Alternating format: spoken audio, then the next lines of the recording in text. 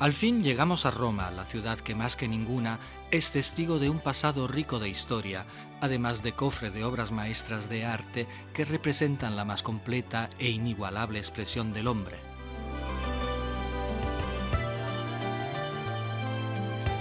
La primera imagen es la majestuosa Plaza Venecia, ubicada en el centro geográfico de la ciudad. Sobre la plaza se destaca el Victoriano, colosal monumento dedicado a Víctor Manuel II como homenaje a la lograda unidad nacional. Fue inaugurado en 1911 después de 26 años de trabajo y es obra del arquitecto Giuseppe Sacconi. La plaza toma el nombre del Palacio Venecia, una severa construcción del primer Renacimiento, antigua residencia del embajador de Venecia ante el Papa.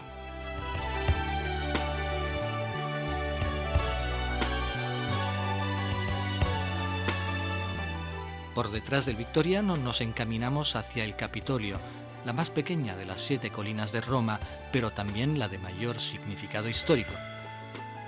A la plaza del Capitolio se llega subiendo por una monumental rampa con peldaños realizada por Miguel Ángel, quien logró crear un conjunto armonioso y espectacular en un espacio relativamente modesto.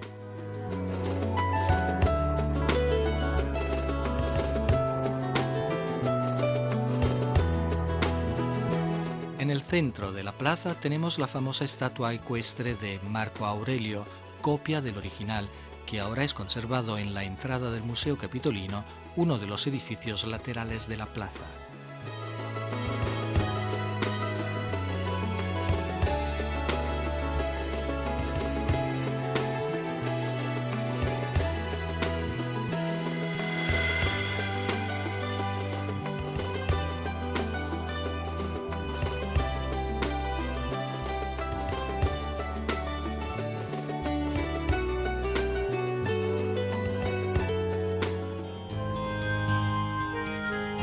Desde lo alto de la terraza de la plaza, detrás del Palacio Senatorial, disfrutamos de la vista panorámica más completa del Foro Romano, la inmensa plaza de Roma antigua que durante 10 siglos fue el centro propulsor de todas las actividades.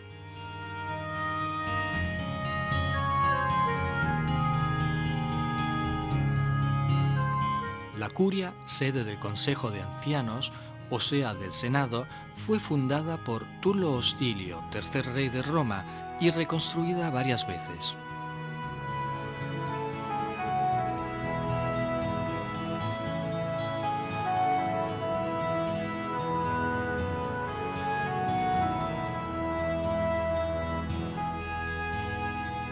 En cambio, Numa Pompilio, segundo rey de Roma, construyó el templo de Vesta y fundó la Orden de las Vírgenes Vestales, que tenían la tarea de mantener vivo el fuego sagrado, símbolo de la perpetuidad del Estado romano.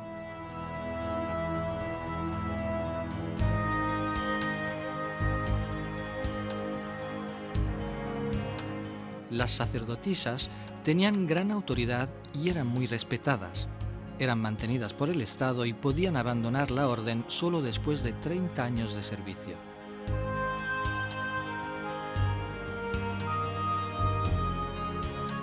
Si durante su ministerio rompían el voto de castidad o permitían que se apagara el fuego sagrado, eran condenadas a muerte y sepultadas vivas.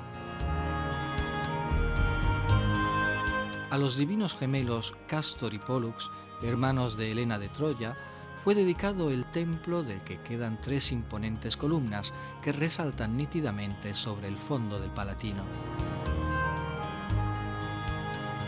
Fue durante la República que se construyeron las primeras basílicas. No eran edificios religiosos, sino lugares para reuniones y asambleas, para intercambios comerciales y hasta tribunales.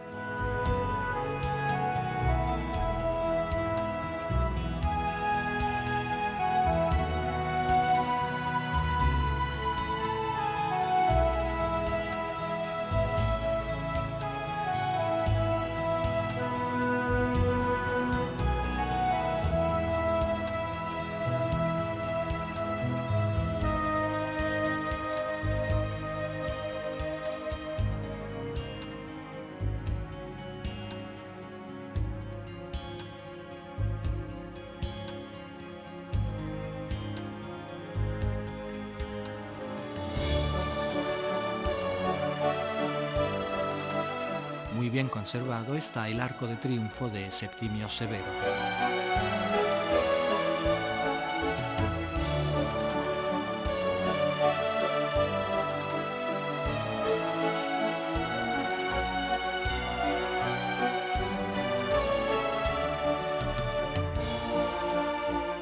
Ya desde la época de César, el antiguo foro no era capaz de satisfacer las exigencias de una ciudad tan poblada. César, Augusto, Nerva y Trajano crearon entonces otras plazas monumentales con la intención de ampliar el centro civil, político y comercial de Roma. El foro de Trajano, realizado en el año 110 después de Cristo, fue el último y más espectacular foro imperial. La columna trajana fue erigida para conmemorar las victoriosas campañas de Trajano en Dacia, la actual Rumanía.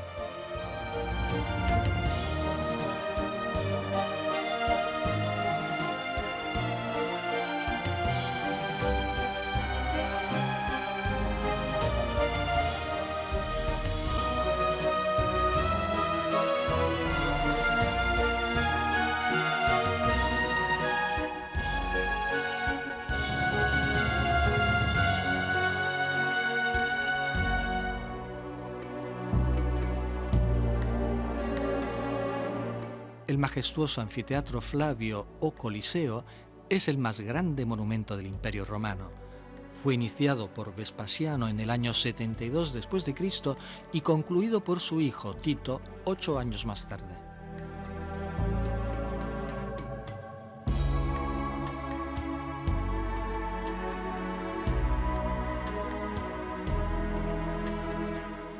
El enorme anfiteatro podía contener unos 70.000 espectadores, oportunamente protegidos del sol con el velarium, un toldo de tela abierto al centro.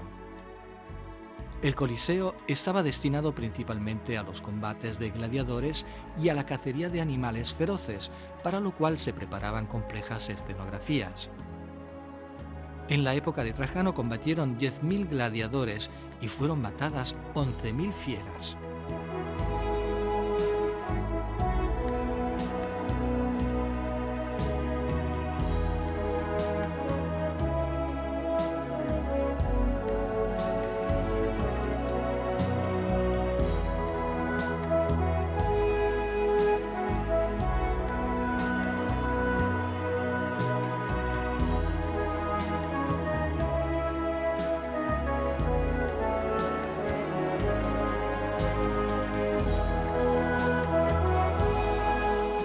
A un lado del anfiteatro sobresale el imponente Arco del Triunfo de Constantino.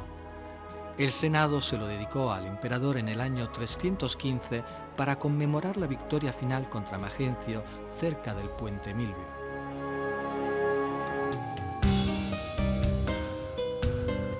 El valle, entre el Palatino y el Aventino, conserva la planta originaria del Circo Máximo, el más grande estadio para carreras de vigas y cuadrigas.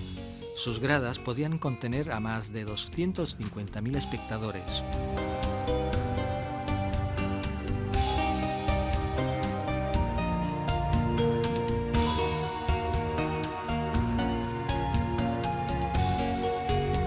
A menudo el circo fue también escenario del sacrificio de mártires cristianos que luego eran sepultados en las catacumbas ubicadas en las afueras de la ciudad a lo largo de la Vía Appia.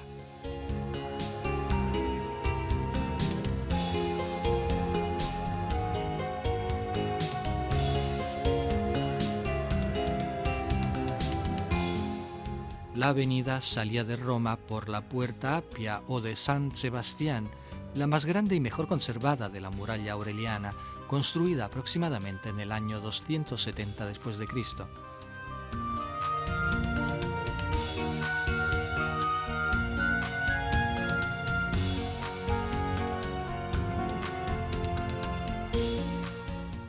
A lo largo de la Vía Appia se pueden visitar las catacumbas. Las más antiguas son las de San Calixto, que, como todas las demás, se distribuyen en varios niveles subterráneos formando intrincados laberintos. Las catacumbas de San Sebastián, el único cementerio cristiano que aún es accesible, fueron las más veneradas de toda la Roma subterránea.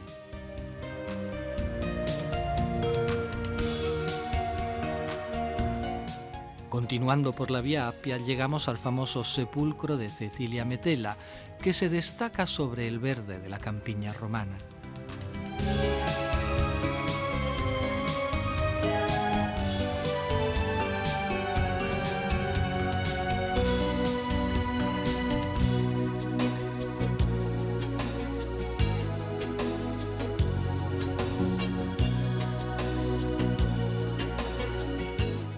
El triunfo del cristianismo sobre el culto pagano está magníficamente representado en San Juan de Letrán, la catedral de Roma que Constantino hizo construir sobre las propiedades de los Laterani.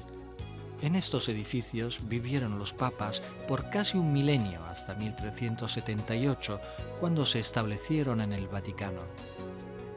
El majestuoso interior fue readaptado por Borromini en 1650 con líneas barrocas un poco cargadas por las enormes imágenes de los apóstoles ejecutadas por alumnos de Bernini.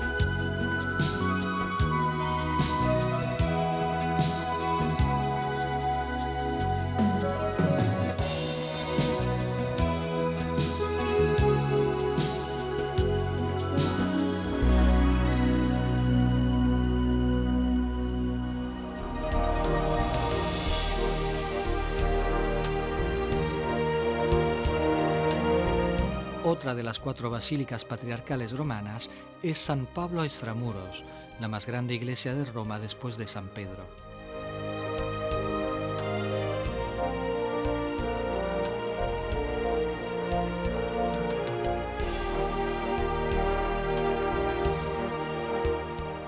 En la entrada, en un espléndido cuadripórtico, resalta la imagen de San Pablo.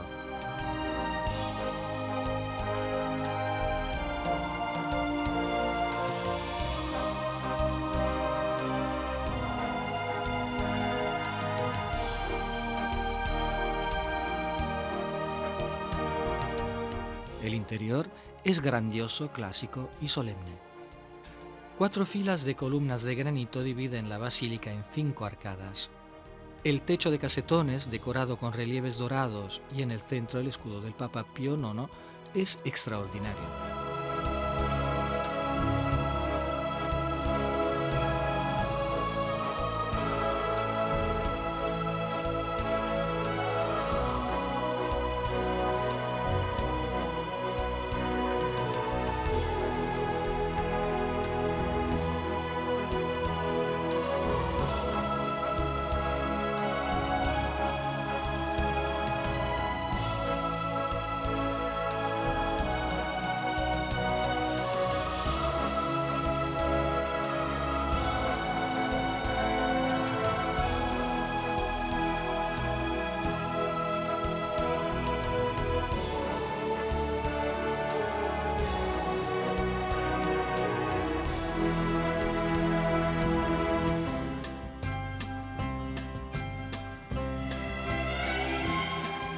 Otra basílica patriarcal es Santa María la Mayor, erigida, según la leyenda, luego que en ese lugar nevara milagrosamente el 5 de agosto del año 356.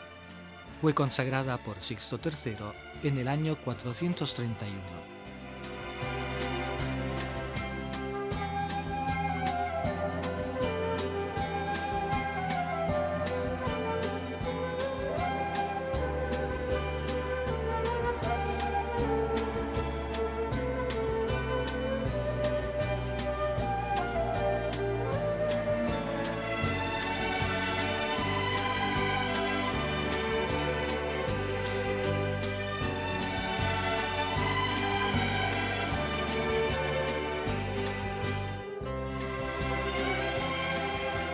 El interior conserva el pavimento del siglo XII, los mosaicos y el techo de madera del siglo XIII.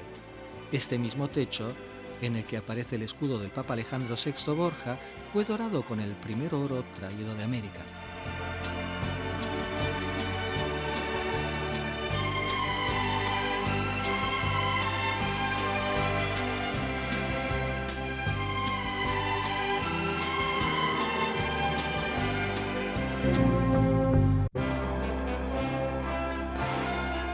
Otra inolvidable vista de Roma la podemos apreciar desde el Gianicolo.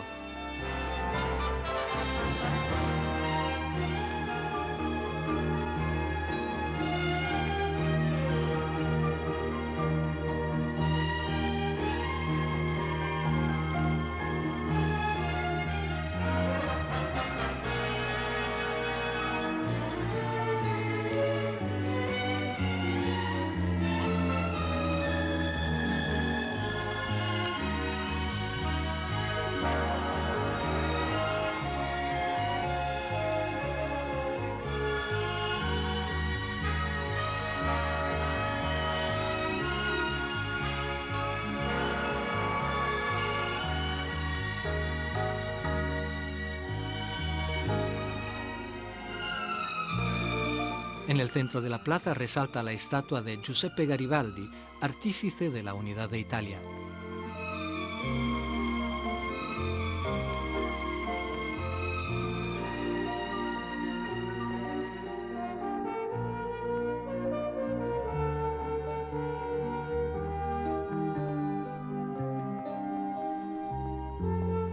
Una terraza de la colina está decorada con la fuente del Agua Paula, dedicada al Papa Pablo V Borghese, que la hizo construir en 1612 para conmemorar la finalización de la restauración del acueducto de Trajano, que alivió la dramática escasez de agua que la ciudad había padecido durante toda la Edad Media.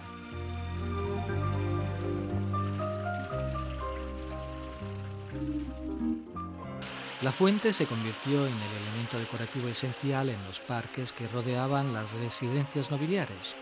El ejemplo más saltante de esta moda lo hallamos en los jardines de la Villa d'Este, en Tivoli, maravillosa demora diseñada por el arquitecto Pirro Ligorio para el cardenal Hipólito d'Este a mediados del siglo XVI.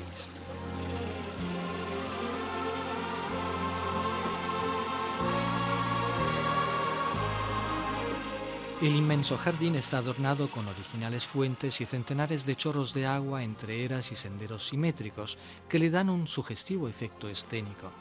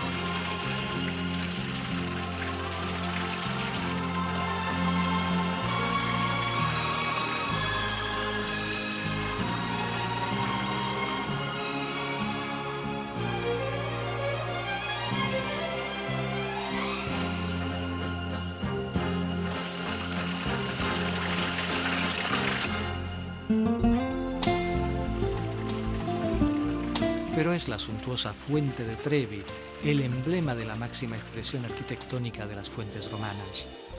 Realizada por Nicola Salvi a mediados del siglo XVIII, la composición enlaza elementos arquitectónicos y naturales en un conjunto de gran espectacularidad.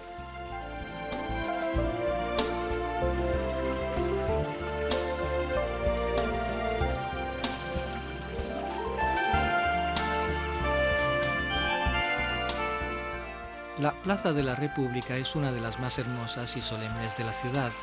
Está adornada con la singular Fuente de las Náyades, de forma circular y rodeada por 4 grupos de bronce con las mitológicas divinidades marinas.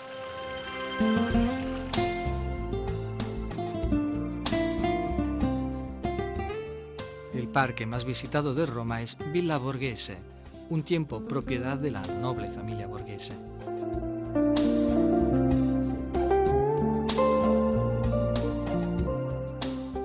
Dentro del parque se puede visitar otro importante museo de la ciudad, la Galleria Borghese, una de las colecciones privadas más importantes del mundo. Entre sus tesoros vemos la célebre estatua de Paulina Bonaparte, hermana de Napoleón. Esta obra maestra, ejecutada por Antonio Canova, es un magnífico ejemplar del estilo neoclásico. Otra famosa estatua, esta vez de Bernini, es el David, ágil y alerta en la actitud de tirar la piedra contra el gigante Goliat. Maravilloso es el grupo de Apolo y Dafne con la metamorfosis de la ninfa en árbol de laurel. Y para concluir, el grupo de Plutón y Proserpina, en el que al vigor masculino se contrapone la suavidad del cuerpo femenino.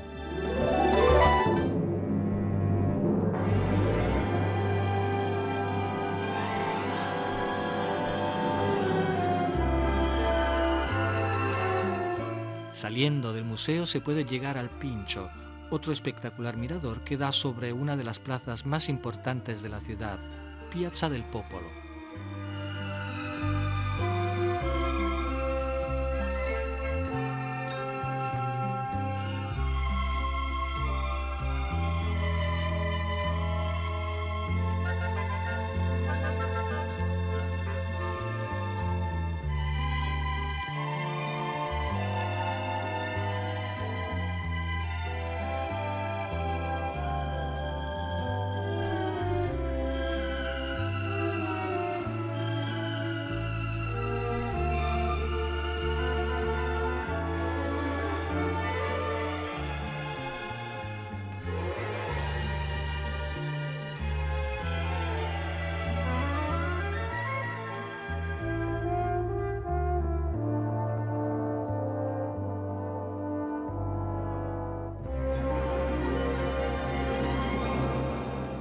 Y así llegamos al centro de la Roma del siglo XVIII, la escalinata de Trinità dei Monti, desde la cual se desciende a la Plaza de España. Otra conocida fuente adorna la plaza, la Barcaccia, realizada por Pietro Bernini, padre del aún más famoso Gian Lorenzo.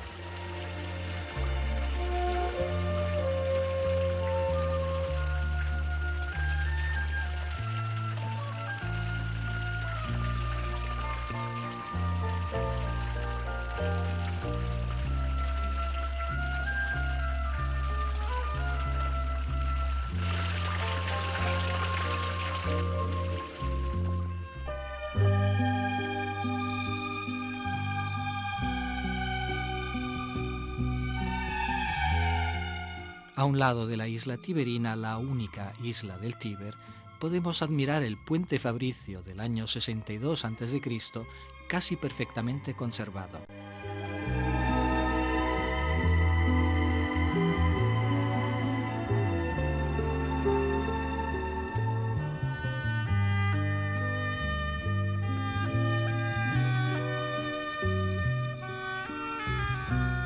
En las cercanías se yergue otra iglesia, Santa María in Cosmedin.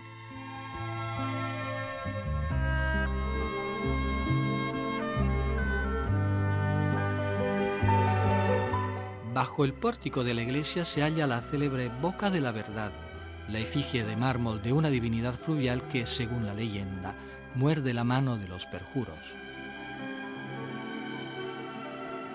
En la plaza ubicada delante de la iglesia podemos admirar, bien conservados, el templo jónico de la Fortuna Viril y el circular templo de Vesta de la época de Augusto.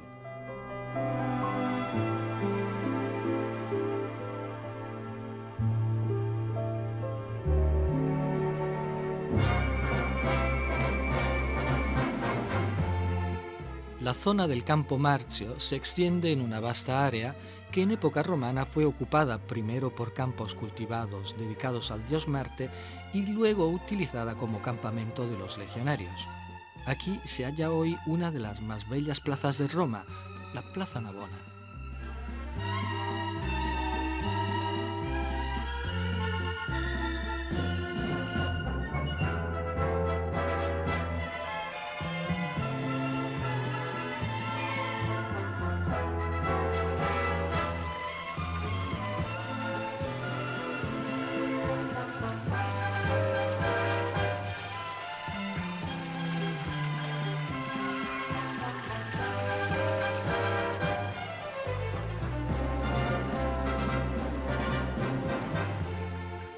Al centro de ella se destaca la monumental Fuente de los Cuatro Ríos, ejecutada por Bernini, una magistral representación alegórica de los 4 continentes de la Tierra entonces conocidos, en la figura de los ríos Nilo, Ganges, Danubio y el Río de la Plata.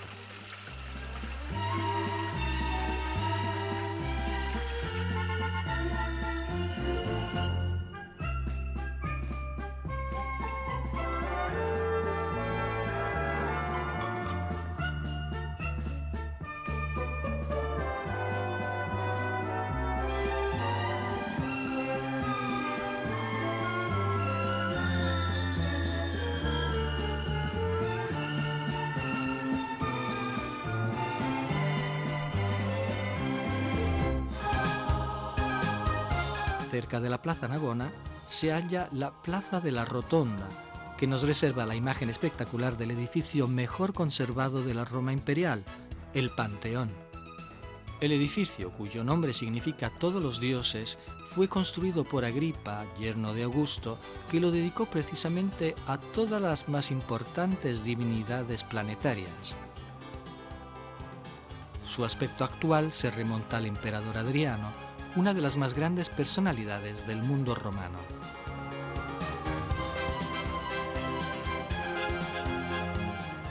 El interior, que custodia los restos de uno de los más grandes pintores italianos, Rafael, y también los de los últimos reyes de Italia, es solemne y grandioso. El ambiente circular está coronado por una inmensa cúpula que, con su diámetro de 43 metros, es todavía hoy la más grande del mundo construida sin armazón, inclusive superior a la de San Pedro. Pero fue en las orillas del Tíber en donde Adriano quiso construir el más imponente edificio dejado por él, la Mole Adriana, su mausoleo. La construcción fue transformada en fortaleza ya desde la época de Aureliano y durante la Edad Media tomó el nombre de Castel Sant'Angelo debido a la aparición del arcángel Miguel al Papa Gregorio I anunciándole el final de la peste.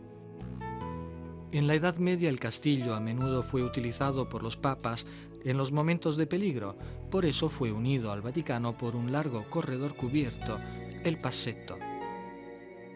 Desde Castel Sant'Angelo se admira uno de los más espectaculares panoramas de la ciudad. Ante todo, resalta el inmenso volumen de San Pedro y su célebre cúpula, afectuosamente llamada por los romanos el Cupolone.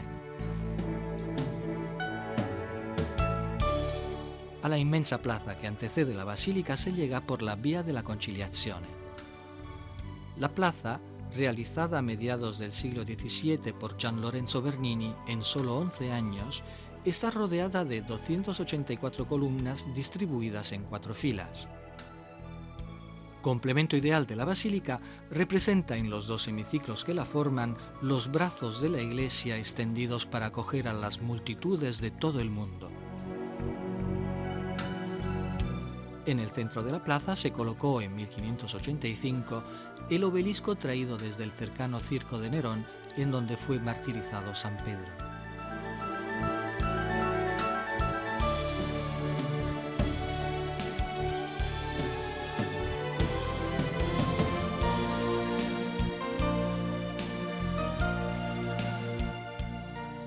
La basílica primigenia fue mandada a construir por Constantino sobre el sepulcro de San Pedro y fue completada en el año 349 después de Cristo.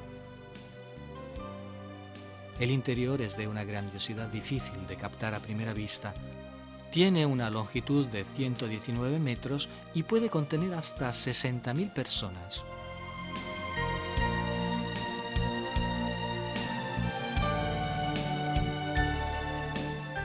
Es muy venerada la severa imagen de bronce de San Pedro, atribuida al escultor florentino del siglo XIII, Arnolfo di Cambio.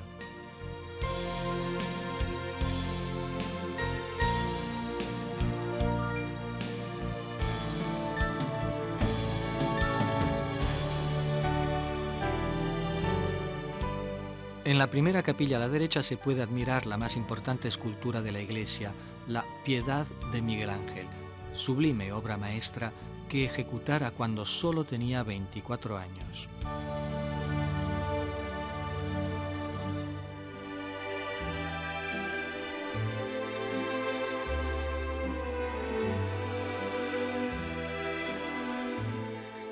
Desde lo alto de la cúpula se puede admirar el panorama de la ciudad y de los jardines del Vaticano, el estado más pequeño del mundo que, en sus edificios renacentistas, encierra incontables tesoros de arte.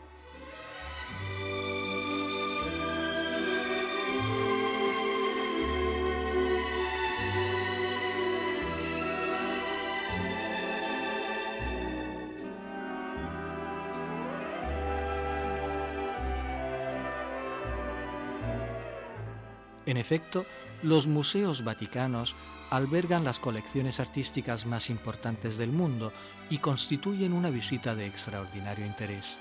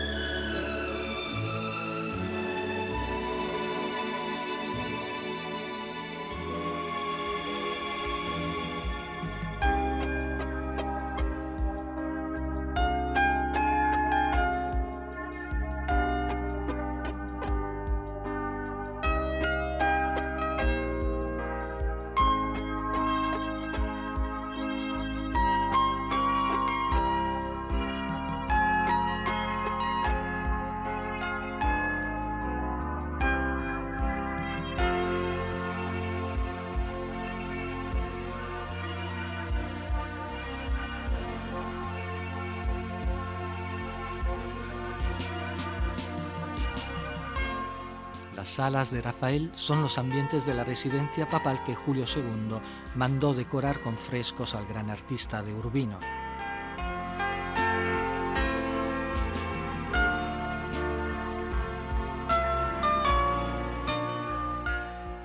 Las obras maestras se hallan en la Sala de la Señatura, la Disputa del Sacramento, con la alegoría de la religión, o sea, la potencia de la fe, y en la pared de enfrente la Escuela de Atenas, con la alegoría de la filosofía en sus principios fundamentales, el idealismo de Platón y la realidad de Aristóteles.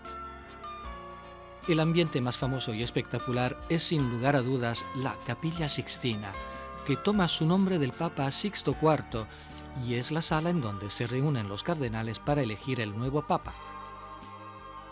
Las paredes laterales fueron decoradas por los más famosos artistas del siglo XV, entre los cuales tenemos a Sandro Botticelli. y del Perugino podemos ver la entrega de las llaves, obra de gran respiro espacial. Pero es el decorado de la bóveda, con frescos ejecutados por Miguel Ángel entre 1508 y 1512, el que suscita las emociones más fuertes. Entre las escenas más célebres tenemos la creación del hombre, donde el aliento divino despierta de su torpor físico a Adán.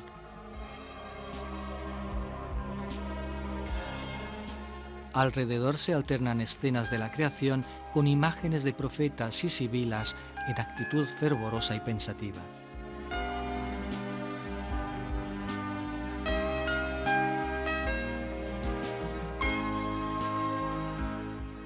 En la pared del altar apreciamos el juicio final que Miguel Ángel realizó 22 años después de la bóveda, en 7 años de duro trabajo. En el centro de la colosal composición, el artista ha colocado al inexorable Cristo Juez, dominando la multitud de casi 300 figuras desnudas, todas animadas de un exasperado dinamismo. A un lado los condenados, luchando y precipitándose en el infierno. Al otro los elegidos, que suben al cielo ayudados por los ángeles. El drama personal de Miguel Ángel se nos revela en su autorretrato, reconocible en la piel de San Bartolomé, el santo desollado vivo. A la figura de Minos, el artista le puso el rostro de Monseñor Biagio da Cesena, con orejas de asno, como respuesta a sus críticas sobre la desnudez de las figuras.